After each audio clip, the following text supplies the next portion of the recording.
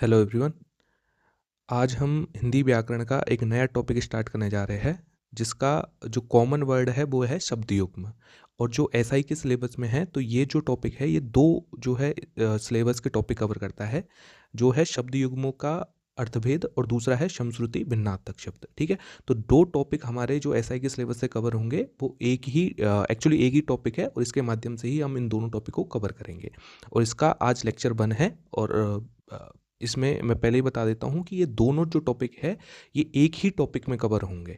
ठीक है, क्योंकि समश्रुति और भिन्नार्थक शब्द वही है कि भाई दो शब्द ऐसे हैं जो सुनने में समान लग रहे हैं लेकिन उनके अर्थ भिन्न है। और ऐसे ही शब्द युग में भी वही चीज़ है कि भाई दो युग्म है, शब्द इस प्रकार से है जो इनके अर्थ अलग अलग होते हैं। ठीक है, लेकिन अर्थों में भेद है। शब्द के युग्म है लेकिन अर्थों में भेद है। और शब्द युग्मों में एक अलग भी होता है, जिसमें होता है कि जैसे एक एग्जांपल देता हूँ मैं आपको कि कनक कनक। ठीक है, तो कनक एक शब्द है और इसके अनेक अर्थ है। तो वो टॉपिक हमने कवर कर लिया था जब हमने पढ़े थे अनेकार्थक शब्द। ठीक है, तो किसी का कमेंट भी आया था उस टाइम कि सर अनेकार्थक शब्द तो टॉपिक जो सिलेबस है उसमें है ही नहीं है। तो अनेकार्थक शब्द इसमें ही आ जाता है, शब्द युग्मों का अर्थभेद या फिर समश्रुति भिन्नार्थक शब्द में। ठीक है, तो एक टॉपिक पहले हम कवर कर चुके हैं अनेकार्थक शब्द, और दूसरा टॉपिक अब हम कवर करने जा रहे हैं। ठीक है, तो दोनों टॉपिकों के माध्यम से यदि जोड़ के देखें तो ये दोनों टॉपिक जो सिलेबस के हैं वो हमारे कवर हो जाएंगे। तो बिना कुछ देरी किए स्टार्ट करते हैं। देखो, जैसा कि नाम से ही पता है कि सुनने में समश्रुति मतलब सुनने में लगभग समान लगते हैं, मतलब उच्चारण लगभग समान एक जैसा होता है। ठीक है, एक तो नहीं होता लेकिन एक जैसा होता है, लेकिन इनके जो अर्थ होते हैं वो भिन्न भिन्न होते हैं। ठीक है, जैसे एग्जाम्पल से ही हम स्टार्ट करते हैं। एग्जाम्पल क्या पढ़ना ही स्टार्ट करते हैं ताकि आपको और आगे समझ में आए। जैसे अंत है, तो अंत और अंत्य। ठीक है, अब उच्चारण ठीक है, यदि बहुत जोर दे उच्चारण पे तो अलग अलग लगते हैं, लेकिन है तो एक ही। ठीक है, तो अंत का अर्थ होता है समाप्ति, और अंत्य का मतलब होता है अंत से जुड़ा हुआ। देखो, ये जहां भी आ जाता है ना किसी चीज के संबंध में, जैसे अंत धन ये, तो ये क्या बन जाएगा, अंत्य बन जाएगा। तो अंत्य मतलब कि ये का मतलब जो होता है वो होता है से संबंधित। तो यहां अंत्य का अर्थ हो जाएगा अंत से संबंधित। तो अंत से संबंधित कौन चीज होती है, जो अंत का होता है या नीचे का होता है, वही तो है अंत से संबंधित। तो अंत्य मतलब कि अंत से संबंधित नीचे का या अंत का। ठीक है, एकुल, एकुल मतलब कि कुल रहित। ठीक है, कोई भी चीज कुल रहित है तो एकुल हो गया। आकुल, आकुल किससे किससे जोड़ते हैं हम, व्याकुल बोलते हैं ना, आकुल और व्याकुल। ठीक है, तो आकुल है व्याकुल। अर्घ और अर्घ, अब अर्घ हम पहले ही जब अनेक जो शब्द पढ़ रहे थे कि वाक्यांश के लिए एक शब्द, तो वहां भी आया था बहुत बार अर्घ। ठीक है, तो अर्घ का मतलब क्या होता है, मूल्य। और फिर मैंने बताया भी था कि भाई सूर्य को अर्घ चढ़ाना मतलब सूर्य को उसका मूल्य देना उसके ताप के बदले। तो इसलिए जो जल चढ़ाते हैं उसको भी अर्घ बोला जाता है। और है अर्घ्य। अब अर्घ्य भी वही चीज है, जहां भी यह आ जाए, भाई अर्घ कैसे बनाए, अर्घ धन ये, तो इससे बन गया अर्घ्य। ठीक है, तो अर्घ्य मतलब कि अर्घ से संबंधित। तो अर्घ से संबंधित कौन है कि जिसको हम मूल्य दे रहे हैं। अब ऑफ कोर्स जिसको हम मूल्य दे रहे हैं वो पूजनीय ही होगा ना। जैसे सूर्य है, तो सूर्य को हम अर्घ दे रहे हैं जल के माध्यम से, मतलब जल चढ़ा रहे हैं, तो वो पूजनीय है इसलिए। ठीक है, तो अर्घ के योग्य है, वो अर्घ से संबंधित है, तो इसलिए अर्घ का मतलब होता है पूजनीय। अब मैं एज यूजल जैसे मैं पहले करता था, मैं जो है राइट का निशान लगाता जाऊंगा जो थोड़े इंपॉर्टेंट है या जिनमें आप कंफ्यूज हो सकते हो। ठीक है, और जो याद करने की ज़्यादा ज़रूरत है। अकर, एकर मतलब नहीं करने योग्य। ए कर, कर मतलब कि करने योग्य, एकर मतलब नहीं करने योग्य। आकर, आकर का मतलब होता है खजाना या खान। ठीक है, ये क्या होता है, आकर। और आकार पता ही है, जो रूप होता है वो होता है आकार। और ये आकर जो है, जब हम पर्यायवाची शब्द पढ़ रहे थे तब भी हमने पढ़ा था, और विलोम शब्दों में आई थिंक ये आया था आकर। फिर है अग, अग मतलब कि ए धन ग, मतलब कि जो गमन न करता हो। ठीक है, जो गमन न करता हो वो हो गया अग। तो सूर्य, सूर्य भी स्त्री तो होता है भाई, पृथ्वी तो चलती है, सूर्य तो स्थिर है। तो इस सेंस में सूर्य का आया है, पहाड़ आया है एगम्य मतलब कि जो चलता नहीं है। अघ, पाप, ये तो हम पढ़ ही चुके हैं पहले भी कि अग का मतलब क्या होता है, पाप होता है। अज्ञ, अज्ञ होता है अज्ञानी। ठीक है, अज्ञानी का मतलब मूर्ख। और एगम मतलब कि जो गमन न करता हो, सॉरी एगम मतलब कि ऐसा स्थान जहां जाना संभव न हो। तो जहां जाना संभव न हो वो हो गया एगम। और आगम, जैसे बोलते हैं ना आगम, तो आगम मतलब कि आना, तो आगमन के सेंस में आता है। ठीक है, आगमन। और पुराण तो बोला जाता है क्योंकि पुराणों का एक दूसरा नाम क्या है, आगम भी है। जैसे अपुरुषेय बोला जाता है ना पुराणों को, अपुरुषेय। वेदों को बोला जाता है, वेदों को क्या बोला जाता है, अपुरुषेय बोला जाता है। ऐसे ही पुराणों को क्या बोलता है, आगम, मतलब कि इनका आगमन हुआ है कहीं से, ठीक है, दैवीय शक्ति के माध्यम से आगमन हुआ है, इसलिए इनको पुराण आगम बोला जाता है पुराणों को। फिर है आकृति, देखो एक कृति, एक कृति, कृति क्या है, एक ऐसा कार्य जो अच्छा है, मतलब करना चाहिए किसी भी व्यक्ति को, ठीक है, अब नैतिक आधार पे वो अच्छा है, तो वो हो गया आपका कृति। एक कृति मतलब ऐसा कार्य जो नहीं करना चाहिए, मतलब कि बुरा कार्य। और आकृति ये है, ये बनावट आकृति। अमल मतलब कि मल रहित, मतलब कि स्वच्छ चीज है। और अम्ल, अम्ल पता ही है, जैसे अम्ल, जो अम्ल और क्षार होते हैं ना, तो अम्ल का मतलब खटास। एकथ और एथक, एकथ मतलब कि जिसके बारे में कुछ कहा न जा सके, अकथनीय या एकथ, ठीक है, तो वो हो गया एकथ। और एथक मतलब जो कभी थके ना, ये तो अंतर स्पष्ट दिखाई दे रहा है हमको। अब ये थोड़ा इंपॉर्टेंट है, देखो ए यश मतलब जिसके पास यश नहीं है, मतलब कि वो बदनाम है, ए यश, ठीक है। दूसरा है अयस, अयस मतलब कि लोहा, और ये जब हम पर्यायवाची शब्द पढ़ रहे थे लोहे के, उस टाइम हमने पढ़ा था एयस, ठीक है। ऐसे ही मुझे आप बता दीजिए कि इंदु लोह जो बोला जाता है वो किस धातु को बोला जाता है, इंदु लोह, ठीक है। आपको मैंने पर्यायवाची शब्द में बहुत अच्छे से पढ़ाया है, तो इसका मुझे आप अर्थ बताइए, या फिर नहीं बता सकते, कमेंट नहीं कर सकते, तो एटलीस्ट रिकॉल कीजिए, ठीक है, क्योंकि एक्टिव रिकॉल बहुत ज़्यादा इंपॉर्टेंट है। ए बस मतलब वही जो चीज़ बस में नहीं हो, ठीक है, या फिर जो किसी के बस में ना हो, और उसको क्या बोलते हैं, बेबस बोलते हैं। और अवश्य तो पता ही है कि भाई जरूर करना, जरूरी के सेंस में आता है अवश्य। ए चिर, अब देखो चिरकालीन बोलते हैं ना, चिरकालीन, चिरकालीन मतलब लंबे समय से, तो ए चिर मतलब कि जो बहुत लंबे समय से चलता आ रहा हो। और ए चिर मतलब कि जो लंबे समय से नहीं चलता आ रहा हो, मतलब कि बहुत शीघ्रता में हो, ठीक है, अभी अभी हुआ हो, लेटेस्ट हुआ हो, तो उसको बोलेंगे एचिर। अजिर, अजिर है आंगन, ठीक है, उसको आपको याद करना है। एजिर क्या है, आंगन, आंगन को क्या बोलते हैं, एजिर, एजिर बोलते हैं आंगन को। अब ये कैसे भी आपको याद करना है। और अजर पता ही है, जो बूढ़ा न हो वो हो गया अजर।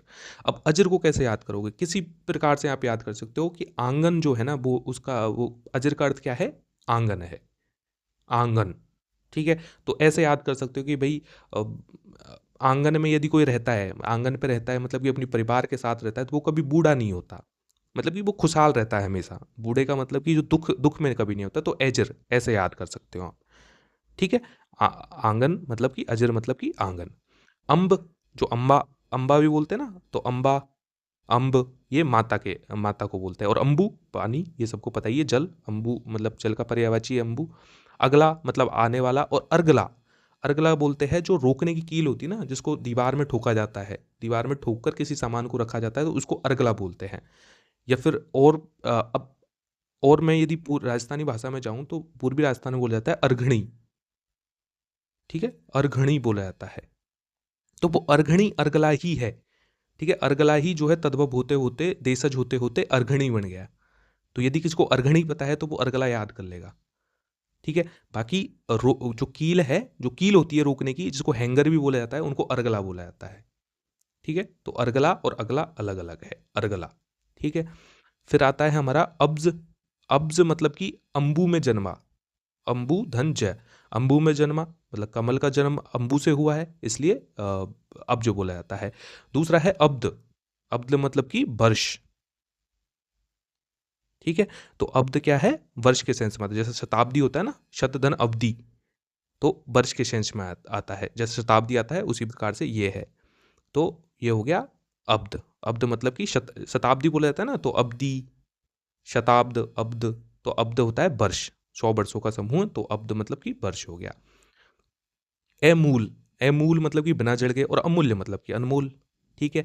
अब ये थोड़ा इंपॉर्टेंट है, देखो अंगना सबको पता है, जैसे बोलते हैं ना, मेरे अंगना में तुम्हारा क्या काम, इस तरह से। तो अंगना, तो अंगना तो आंगन हो गया।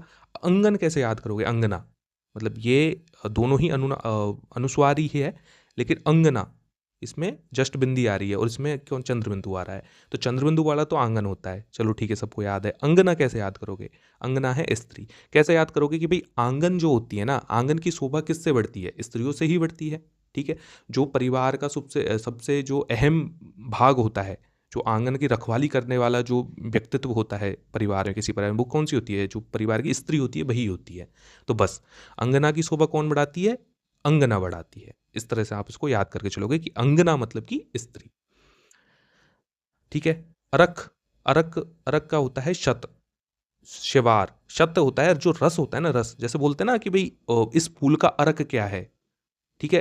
किसी का भी यदि हम वो निकालते हैं, क्या बोलते हैं उसको, पूरा सार निकालते हैं, तो सार को क्या बोलते हैं, अर्क बोलते हैं।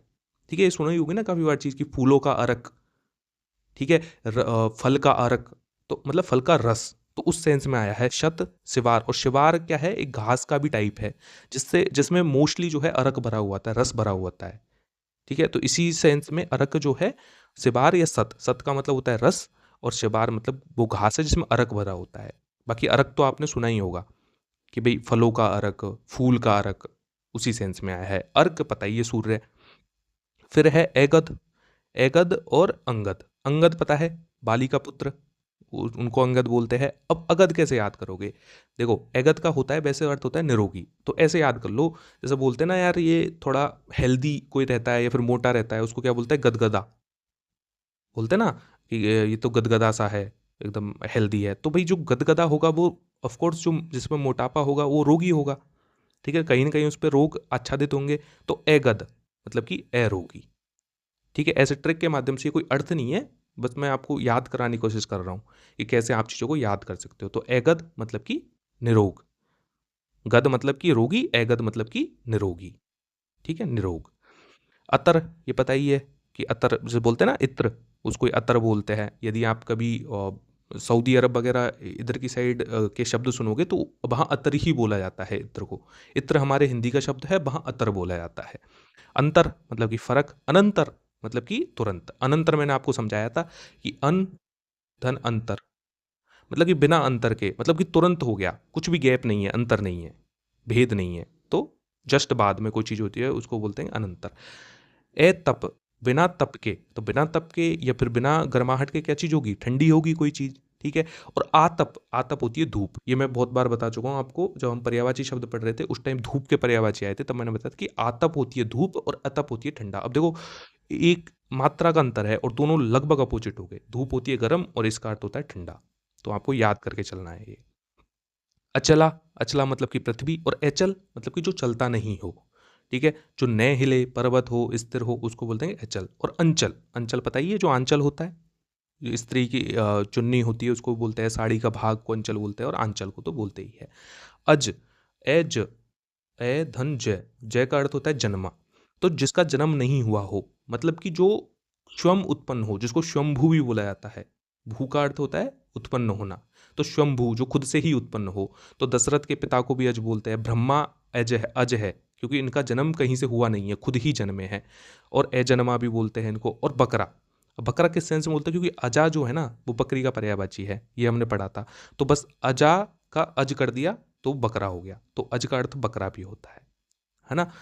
ए गत मतलब कि न गया हुआ, और आगत मतलब कि आया हुआ। ठीक है, एगत मतलब न गया हुआ और आगत मतलब आया हुआ।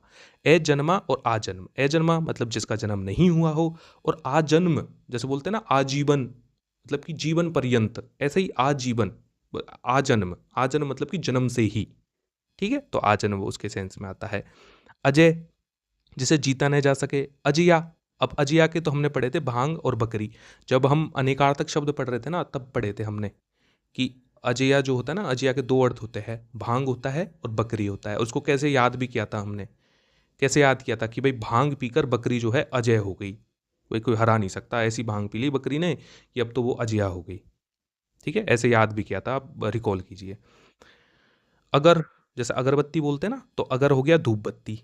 आगार, जैसे कारागार होता है ना, शस्त्रागार होता है, तो मतलब कोई स्थान, तो हो गया आगार। और आगर, आगर जो अभी हमने पहले पढ़ा था भंडार के सेंस में, आकर पढ़ा था ना हमने, आकर।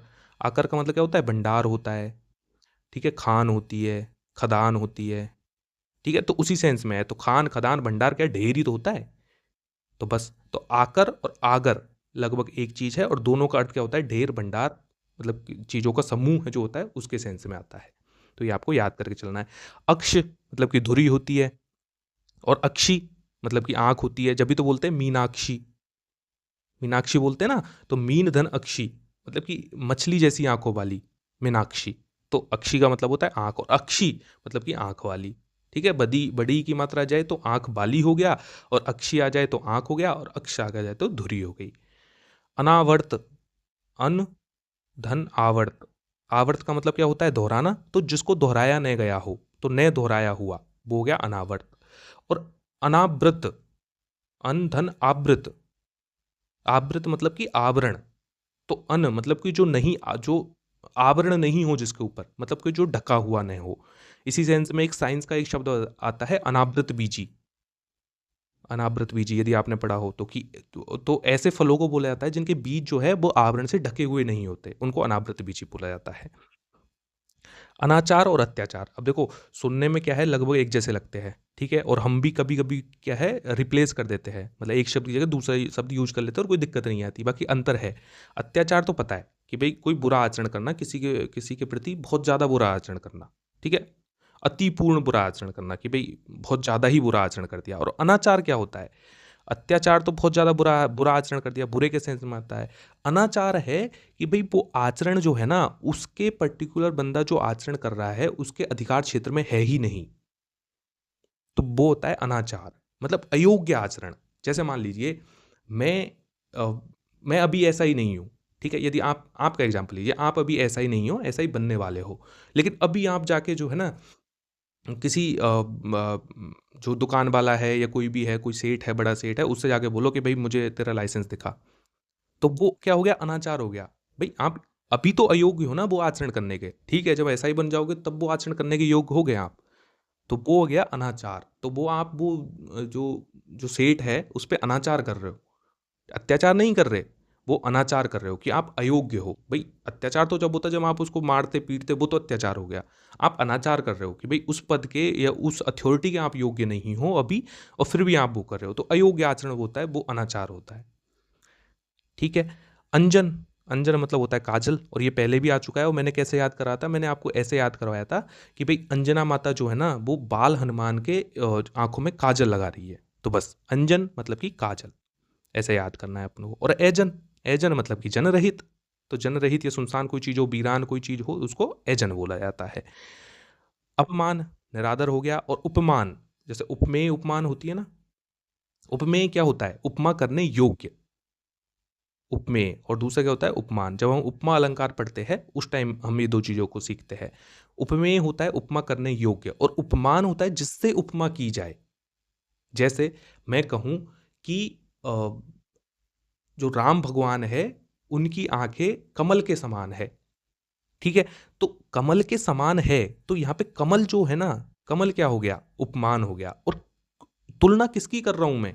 राम भगवान की आंखों की। तो यार राम भगवान जो है, राम भगवान की जो आंखें हैं वो उपमेय होगी, मतलब जिसकी तुलना कर रहे हैं, उपमा करने योग्य, तो उपमा करने योग्य कौन है? वो आंख है, राम भगवान की आंख है। और जिससे उपमा की जा रही है कमल से, वो हो गया उपमान। तो जिससे तुलना की जाए वो हो गया आपका उपमान, ठीक है। अनुसार बोलते हैं ना, के अनुसार, तो के अनुकूल। और अनुस्वार, ये पता ही है, अनुस्वार चिन्ह होते हैं, ये एक तो चंद्रबिंदु होता है और एक ये जो बिंदी लगाते हैं हम अंग की, वो होती है। अपकार और उपकार, ये हम पहले भी पढ़ चुके हैं। उपकार का मतलब होता है भलाई, और अपकार का मतलब होता है बुराई। अपत्य, संतान होती है, और अपत्य, अपत्य तो हम पढ़ चुके हैं अभी, जब हम वाक्यांश के लिए एक शब्द पढ़ रहे थे उस टाइम पढ़ा था। अपत्य मतलब कि जो नए खाने योग्य कोई हो उसको अपत्य बोला जाता है। इसी संबंधी मुझे बता दिए पाथेय क्या होता है, ठीक है, ये मैंने बताया भी था और टेलीकॉम एसआई के पेपर में आया भी हुआ है कि पाथेय किस चीज को बोलते हैं। अब हम अपत्य को समझ लेते हैं। अपत्य, अपत्य संतान को बोलते हैं। किसी भी ट्रिक के माध्यम से आप इसको याद कर सकते हो, अपत्य, ठीक है, अपत्य। ऐसे ऐसे याद कर लीजिए कि जो है, मतलब कैसे भी आप अपनी ट्रिक बना के देख लीजिए, अपत्य क्या होता है? अपत्य संतान को बोलते हैं, और ये बहुत इंपॉर्टेंट है, यदि याद नहीं होता कोई ट्रिक नहीं बनती, तो मैं हमेशा बताता हूँ कि एक स्टिकी नोट लीजिए, उसमें चिपकाइए और दीवार पे, उसमें लिखिए और दीवार पे चिपका लीजिए, ताकि आप जब भी आएंगे जाएंगे इधर उधर तो आपको वो चीज़ दिखेगी और अच्छे से याद हो जाएगी उसी के माध्यम से, ठीक है। तो ऐसे आपको ये याद करना है, अपत्य, ठीक है। तो अपत्य क्या है? संतान को बोला जाता है अपत्य। अब ये मैंने बता दिया आपको कि उसके स्टिकी नोट्स के माध्यम से याद कर सकते हो। बाकी कोई ट्रिक बन जाए तो आप कमेंट सेक्शन में भी डाल सकते हो, ताकि आपके जो भी साथी है, एस्पिरेंट्स हैं, उनको फायदा हो जाए। अध्य मतलब कि आज, और आद्य, अब मैंने पहले ही बताया था आपको, आद्य, आद्य। अब इसमें क्या आ रहा है? आद्य ऐसे ही लिखा जाता है इसको, आद्य। तो आदि धन ये मैंने बोला था, ये शब्द आ जाए तो उससे संबंधित है, मतलब इसका अर्थ क्या होता है, से संबंधित। तो यहां पर है आदि से संबंधित, अद्य। तो आदि से संबंधित कौन सी चीज है, जो आरंभिक चीज हो। आदि मतलब कि आरंभ, तो आरंभ से संबंधित मतलब आरंभिक चीज, मतलब पहला। समझ गए। तो कैसे याद करोगे इसको, आद्य मतलब कि आदि, धन यह मतलब कि आदि से संबंधित, आदि मतलब कि आरंभिक, आरंभ से संबंधित। तो आरंभ से संबंधित क्या चीज होगी, आरंभिक चीज होगी। और आरंभिक को भी पहला बोलते हैं, तो पहला या फिर आरंभिक। और अद्य पता ही है, अद्य का मतलब क्या होता है, आज। तभी तो बोलते हैं अद्यतन, मतलब कि आज तक।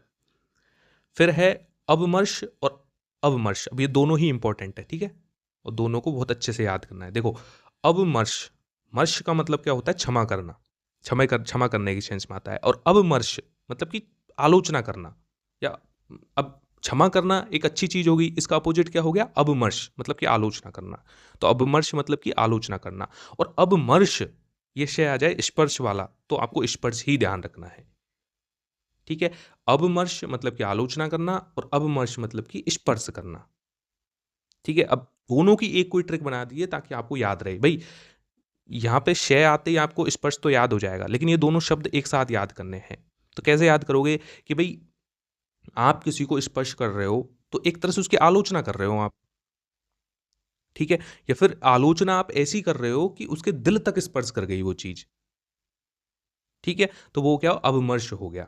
तो दोनों शब्दों को एक साथ याद करने हैं। तो यही सेंटेंस आप याद कर लीजिए कि आप यदि किसी की आलोचना कर रहे हो तो आप उसके दिल को स्पर्श कर रहे हो, दिल के अंतर तक स्पर्श कर रहे हो, मतलब बुरे सेंस में। तो अबमर्श मतलब कि आलोचना करना, और अबमर्श का मतलब स्पर्श करना। दोनों को एक साथ आपको याद करके चलना है। बाकी ठीक है, अभी याद नहीं होगा क्योंकि हमारे जब हमने प्लान दिया था एसआई का, जो हमारा प्लान है, तो उसमें बहुत सारी इटरेशंस है इसके, ठीक है। हम इसका सेकंड रिवीजन करेंगे, थर्ड रिवीजन होगी, कभी ना कभी तो याद होगा ही होगा ना। और इससे बेहतर है कि आप अभी से याद कर लो, और नहीं याद होता तो कोई बात नहीं, एक बार पढ़िए आप चीज़ों को, धीरे धीरे अपने आप याद हो जाएगी। ए पलक मतलब बिना पलक झपकाए। और अपलोक, देखो लोक का मतलब क्या होता है, लोक मतलब कि फेमस कोई चीज़ है। लौकिक मतलब लोक से संबंधित होती है ना, तो लोक मतलब फेमस। और अपलोक मतलब कि बदनाम होना। ऐसे ही लोक मतलब कि बहुत ज़्यादा कॉमन कोई चीज़ है तो लोक है, और अपलोक मतलब बहुत ज़्यादा कॉमन नहीं है, मतलब कि अब बात, तो दोनों ही अर्थों में आ रहा है। और अपलक तो पता ही है कि एक टक लगा के देखना। अब यहाँ पे है विज्ञ। जब हम विलोम शब्द पढ़ रहे थे तब हमने ये सारी चीज़ों को एक साथ पढ़ा था, ठीक है, और बहुत अच्छे से पढ़ा था। कैसे पढ़ा था, हमने पढ़ा था कि भाई अज्ञ जो होता है और अनभिज्ञ होता है, ये लगभग एक से होते हैं, ठीक है।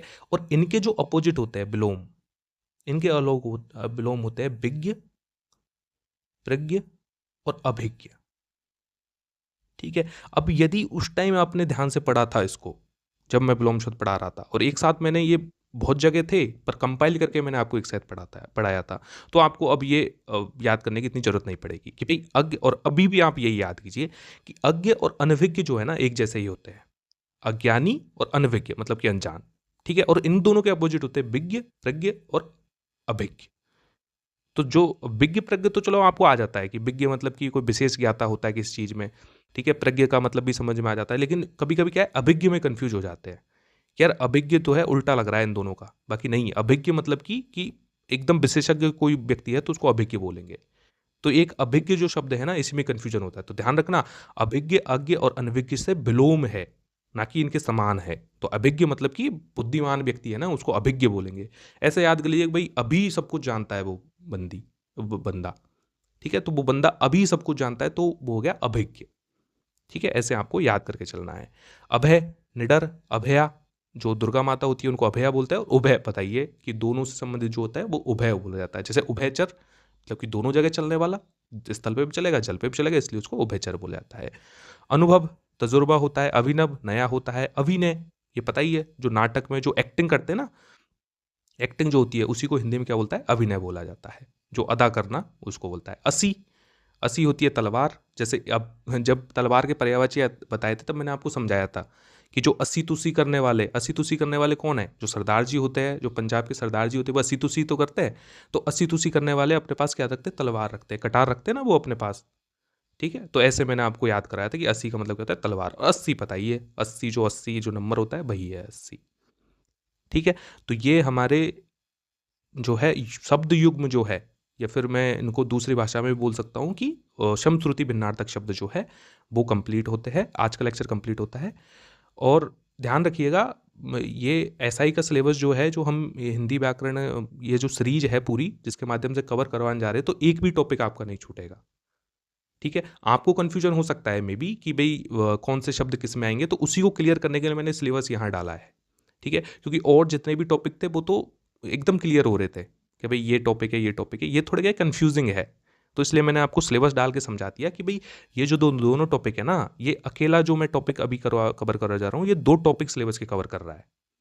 ठीक है, और इसके अलावा यदि इसमें अनेकार्थक शब्द और जोड़ दे तो डेफिनेटली पूरे ही 100% ये दोनों टॉपिक कवर हो जाएंगे, और अनेकार्थक शब्द मैं ऑलरेडी करवा चुका हूँ। ठीक है, और इसलिए मैंने अनेकार्थक शब्द करवाए थे पहले। तो ये हमारा आज का लेक्चर खत्म होता है, मिलते हैं अगले लेक्चर में, तब के लिए थैंक यू।